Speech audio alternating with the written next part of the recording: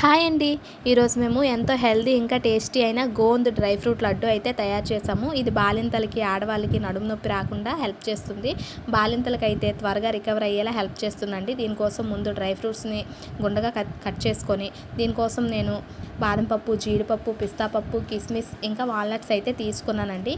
ముందు నెయ్యిలోని బాగా గోందుని ఫ్రై చేయాలి. ఇది వాన్పమ్ షాప్లో అయితే దొరుకుతుంది.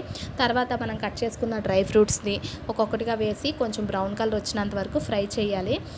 డ్రై ఫ్రూట్స్ బ్రౌన్ కలర్ వచ్చిన తర్వాత తీసి ఇప్పుడు అదే కళాయిలో గోధుమ పిండి వేసుకొని, గోధుమ పిండిని కొంచెం పచ్చివాసన పోయినంత వరకు, బ్రౌన్ కలర్ వచ్చినంత వరకు బాగా ఫ్రై చేస్తూ ఉండాలి. దీనికోసం కొంచెం ఎక్కువ నెయ్యే పడుతుంది. తర్వాత ఒక బేసిన్లోని మనం ఫ్రై చేసుకున్న డ్రై ఫ్రూట్స్, గోధుమ పిండి, ఇలాచీ పౌడర్ ఇంకా బెల్లం పౌడర్ వేసుకొని వాటిని బాగా మిక్స్ చేయాలండి. ఇప్పుడు వీటిని బాగా మిక్స్ చేసి లడ్డూలా చుట్టుకుంటే ఎంతో హెల్తీ ఇంకా టేస్టీ అయిన గోంద్ డ్రై ఫ్రూట్ లడ్డు అయితే రెడీ అయిపోతుంది.